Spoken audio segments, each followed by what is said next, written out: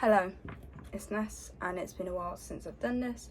I actually started recording before, but I noticed that my eyes were gravely yellowy because it gets really hot, and I slept with the aircon on, and my eyes were really grim.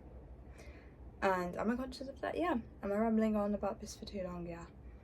It's kind of crazy how much of my energy I've lost, and I will tell you guys the title of this before I forget and I start rambling too much. But this is called People Know What They Are Doing. Today we are a bit drained, guys. This is like a hobby for me, and it's also quite therapeutic. I would say, in spite of me having a really good friend now, who's a guy, and I'm a heterosexual, so you guys can add that all up together. But in spite of that, I have lived my life as quite a lonely person, and I make a lot of peace with that. A lot of greatness comes out of solitude. Even when, I've lived in London, I was in solitude. I was living in a small town called Rugby with my grandparents. Solitude. In Birmingham, solitude. In spite of, especially London, Birmingham, and even being here, Tokyo, being places you'd assume instantly would have a lot of young people and a lot of communities. I think we're living in an age of disconnect, and I believe I touched on this in my last video, but we've commodified each other so much. And how this links to my situation now is, at the end of the day, whatever forces or whatever are at the top are enjoying the fact we've become passive and avoidant of ourselves, then inherently avoidant of other people. They are winning. And from a young age, I have always been the sort of person that loves connection, loves bringing out the best in people, loves getting along with people. And you get those kind of really narcissistic kind of anecdotes labeled to you of oh, you just do it because it makes you feel good about yourself. And then I start to understand psychology more, and I understand that living inherently for others is way more fulfilling and way more natural to us than living for ourselves. And now we're living within a society that is so disconnected, which is mainly concentrated on the fact that we are living for ourselves, which is then inherently more narcissistic. And we're inherently seeing how much lonelier people are, more depressed people are, the amount of neurodivergency that's went up, the more kind of extreme groups and these things that people have to attach themselves to in order to feel a sense of belonging. And coming here, I didn't really expect this instant connection or people or whatever. The fact I've been here for now nearly 3 months, and I've found someone that I want to try and make things work with is quite insane to me. And sorry, just an intrusive thing that's coming to my head. I started listening to a Madeline RG, Madeline, I talk about that bitch a lot, yeah. But Madeline RG podcast the other day, and she started saying about how she started making TikToks because she was lonely. Now, I'm just not a social media biddy, but there is something definitely nice about getting my thoughts out. I journal and whatever, but there is something nice about putting my own things out there, and that's why I've made my short film, which will hopefully be done by my birthday. I don't know when that comes into my mind, but I'm giving my team grace because everyone has just done this for me from the genuine passion and from their hearts and seeing something. And if I say that too much, I will begin to cry because it is it's very nice. It's very nice. And it's also nice showing people the draft and people connecting with it and whatsoever. But yeah, from a young age, I just remember my first day, the induction day of year 7. I remember teachers would tell me, because I would always get bullied and I would always get isolated from people, when you go to primary school it'll be better, when you go to secondary school, when you go to college, when you go to university. And I got kind of told this lie, which was just kind of ultimately making me follow the system of what will logically make sense, what will logically make me successful, what will logically make me feel fulfilled, because externally things are better because you're getting older, you're getting through it, you're not killing yourself, you're getting to the other end. But in actuality, I just found myself, as the years went on, becoming more and more isolated, more and more numb. And then you become an adult, and then you I feel like everyone gets handed a situation that makes them confront themselves. And you become an adult and you're like, hold up, is this how I'm meant to live my life? And this is where you get drug addiction. And obviously you get drug addiction over shit for many different reasons, but I think the abuse of substance and the abuse of social media, the addictive nature to these things come inherently from a deep, deep, deep loneliness and a deep, deep, deep disconnection from oneself. And I will never forget, and I feel like this day has foreshadowed the rest of my life of going to induction day. So like my childhood crush was Jim Carrey, my favourite film was Ace Ventura, Pet Detective, and Liar Liar, and The Truman Show. I loved anime and I loved all these different things, and I was so bad nearly, and I was going up to everyone asking them questions, but then you're going up to people but they're only talking to people who went to their primary school, or people who were connected to their primary school, or someone that they knew, or someone they knew in the community. But I was either disconnected because I didn't grow up in that middle class area, or I didn't go to that primary school. I also moved to several different primary schools, so even the people that I bumped into that I kind of knew, I didn't really know, and there was nothing to relate to because it was just like whoosh, whoosh, whoosh. So I am now living in a house, yeah, and I won't disclose too much, but we have had a lot of issues. And I'm in a borderless house, and I think that's just good for context because people can go and see what that is, but the whole point is meant to be cultural exchange.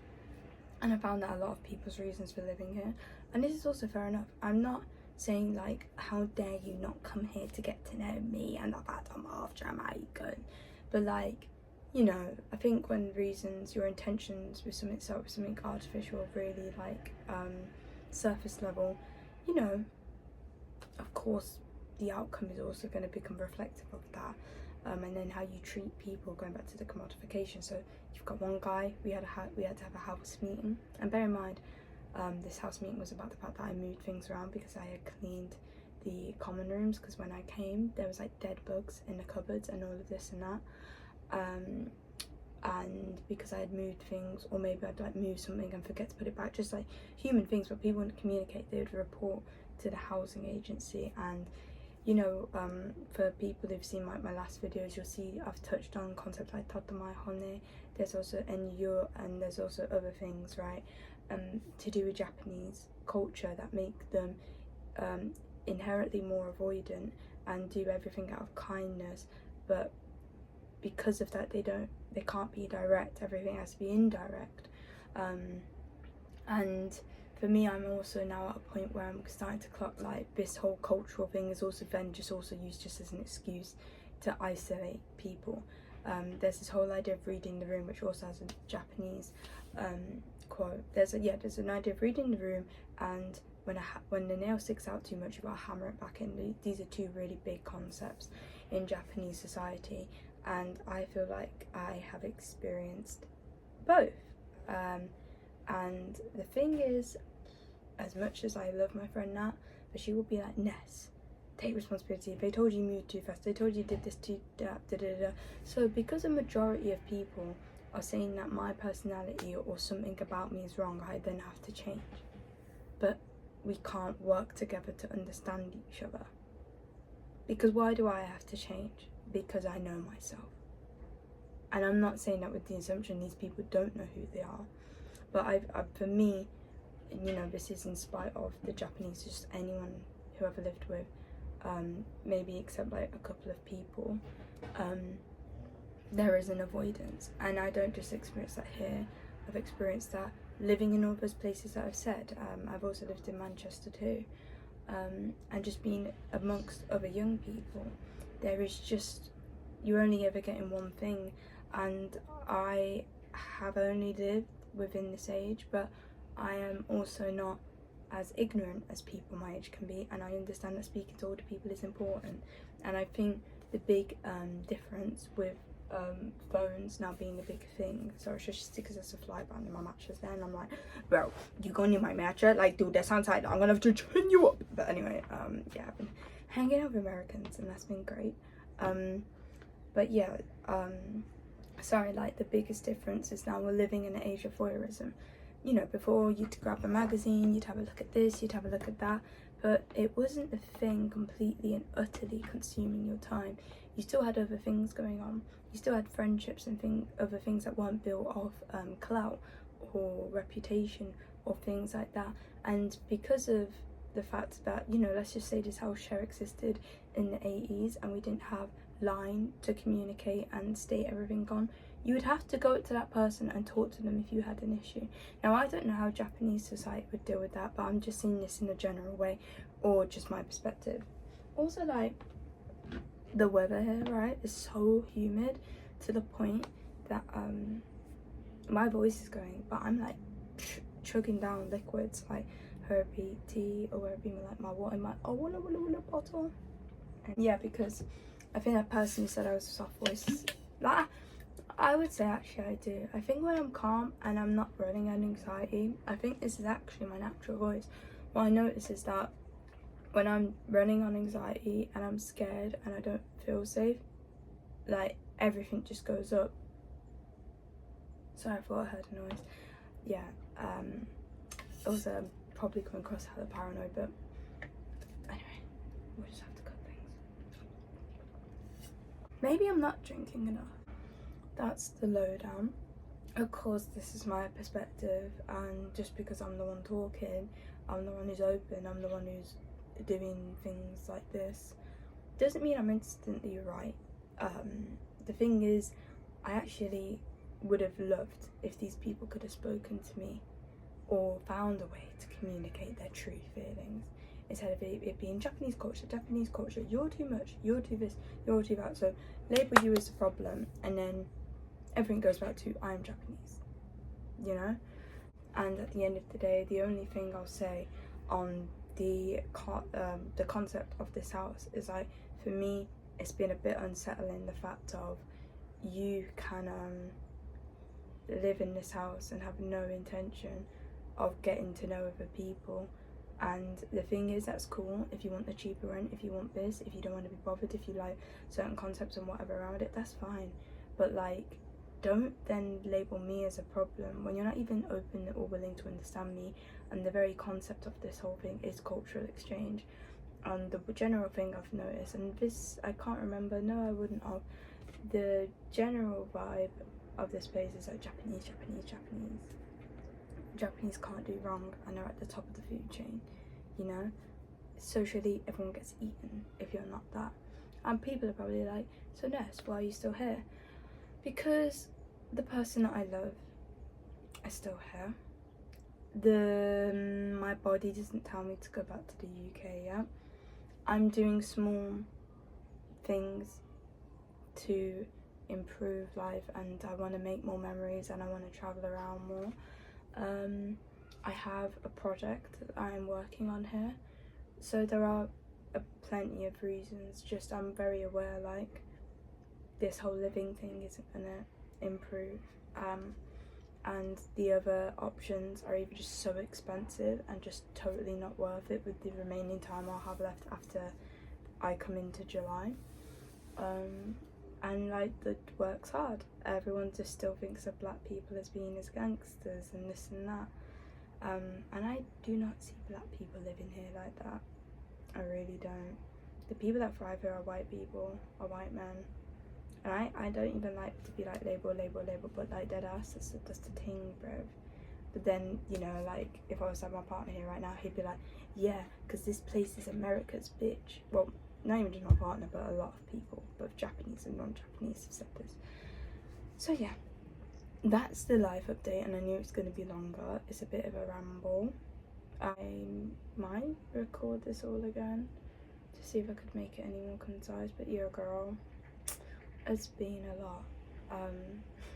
I just had an intrusive memory of, like, this girl who used to do my hair that I don't think we're friends no more. I remember she had the cheek. I went, yeah, because I'm a quiet person, and she went, you quiet? And in that moment I went, rah, that means I'm always acting up a few levels when I'm with you. I must be inherently really uncomfortable.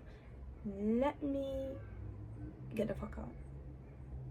Anyway, so people know what they are doing. I went analog for this. I wrote my journal, and my journal is pretty cute. It's got that thing on, and you guys have seen that. Look at that, bunda, front bunda.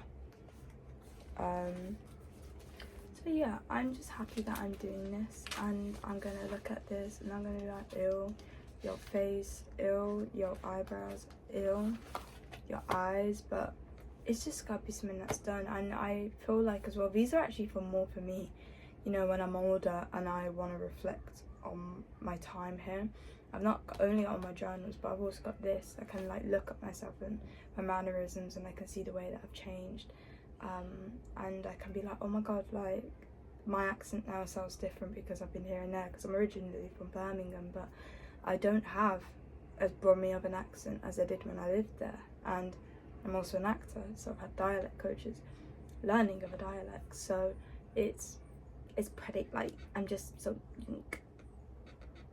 So, warning with me reading this, there are going to be things I can't pronounce, so I'll give a really bad pronunciation, but as I lazily edit this, there will be like little bits and bobs popping up. But thank you for staying for this long. This has been long.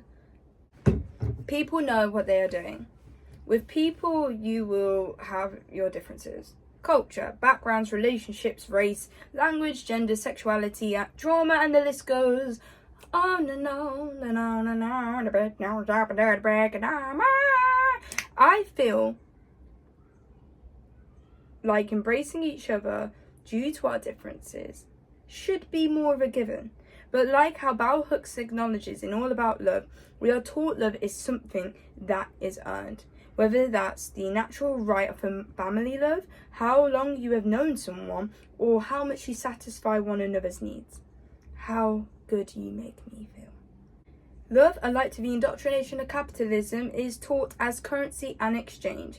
Bell Hooks, within the same novel, predicted that young people would fear taking the risk to love. And as I sit in a country where over 60% of the population are over the age of 60, a country that has a declining birth rate, which is rapid, and you can read about increasing social recluses with the likes of NEET, which stands for not in education or training, I forgot the other E, but you know it's going to be somewhere there, or hikikomori. Japan to me is like a hyperbolic reflection of the socially fearful world we are living in. Another instance is where a lifestyle culture, jirai-ke, derived from the derogatory term jirai honor or landmine girl, used to stereotype and demean mentally ill women in Japan, now largely associated with aesthetics like kawaii or the silhouette of kawaii, but blends dark tones, gothic and lolita elements. And I would perchance interpret these women have a claim to this derogatory label to retranslate as giving the space and opportunity to openly speak about mental health in what largely can be interpreted as an emotionally oppressive society. Within the last month, these people, and maybe within the last few months now actually, are being criticised for misusing the help badge in Japan, which is meant to be for the unable. So someone gives up a seat for them, for instance. There is now, and bear in mind, this is not the only subculture that is criticised at the moment, or the only group of people. This is like a growing concern in particularly Tokyo right now. There is now a growing critique you see some of these women take to Reddit to speak out about how they wear this to get seen. So people ask them how they are. The one thing that stood out to me was a lot of these girls were just happy to feel like they were getting asked for help and how significant this was for them. And you can agree or disagree or whatever, because I know my knee-jerk reaction. I was like, yeah, I was judging. It was how selfish this is. And then I paused and I was like, how sad. The world has universally all faced the impact of social media, and we witness the consequences with Gen Z adults. We have been devoid and starved of the fundamental respect of social interaction, which is physicality. As Freya India connotes on one of her more recent trigonometry podcasts, as we have convinced ourselves technology is the spine of day-to-day lives, same with our relationships. Now I love how I can FaceTime my friends back home, but our relationships bear strength as they were built in the physical. So back to it. These individuals may be selfish, like the incels are, like the manosphere are. A lot of youngsters revel in self-pity, as I personally believe more few than many get the opportunity to emancipate their minds from what we have been force-fed as children. Capitalism profits, OnlyFans profits, Host bars profit, sex work profits, rent a girlfriend, alcohol addiction, profits, mate. As we lose social connection, there only becomes more gaps in the market where capitalism slides in and convinces you that said product or service will fill that void. But ironically, it is only you, nothing external. Now, the title of this video is People Know What They Are Doing. Now, do I give the benefit of the doubt where people have lost their true sense of self in the face of a wholly evolving society? Yes. But do I still think people know when they are doing wrong and lean into the culture of avoidance we are living in? Yes. For the sake of avoiding things even further, yeah. Hurt people. Too many people are hurting and not enough are converting that energy into anything. And now I'm speaking as life being the greatest guru Eckhart Tolle. You're either making the world a better place or making it worse. At the end of the day, it's that fucking simple. Ali, in the last episode of Euphoria, states this.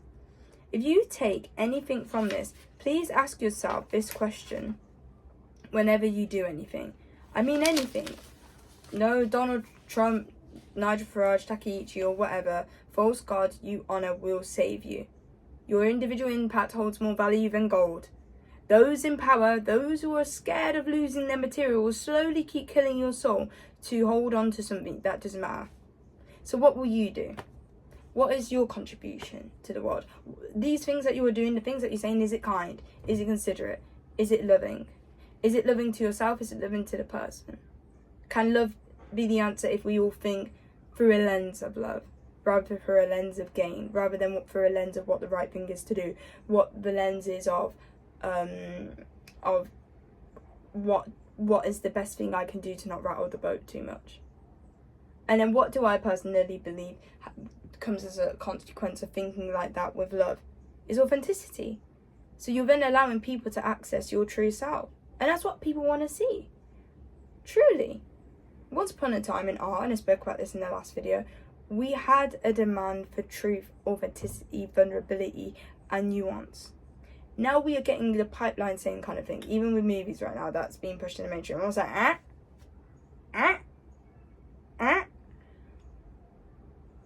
And my partner said this last night really well.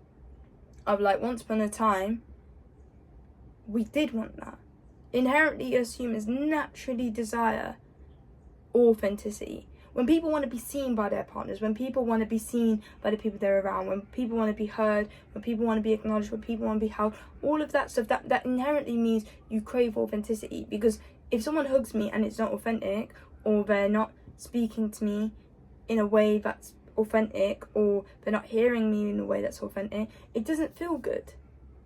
But then again, we have all these negative increases in the world. So now we're at a point where people are even convincing themselves the inauthentic things that make you feel held, whether it be a fucking pill or a fag or online interaction, and all these things ultimately just cause more depression. Because in spite of people believing that the more you connect with people online, the more you the more you are connected in real life, it's kind of a lie that we've told ourselves and that people keep believing, and the more sadder you're going to become, because you don't actually get any of those hormones being released. It's actually, I don't know the exact name of the hormones, but you get the hormone that makes you more depressed being released. Because obviously young people, and even, goddammit, older people are going to think going to online is going to be the way to meet people. But it's not. It's not, because you meet someone, you connect with them, it falls through, so then you keep looking again, but it releases depressing hormone. Then you meet people in real life and you get that true feeling, and that can only come from the physical. So people do know what they are doing, but people are hurting. And if everyone knows that quote of like, hurt people, like, goddamn, people are hurting, yo. Some mad things are going on in the world. So what can we do as individuals? Can we ask each other? Because it doesn't also as well, right, need to be outgoing. I understand and respect and can see how people are shy, right? I can be shy. I can be nervous. Like most people who are perceived as more extroverted can be too, right? We're not a monolith as people. No matter what label you give yourself, there's only ever so much protection that can actually give you. It can look like a no. It can look what, you know what, god damn it, I ain't even gonna give examples. It just looks like whatever it looks like to you. That thing you're denying within yourself to feel a false sense of safety, stop it. And I'm saying this in a very like wait.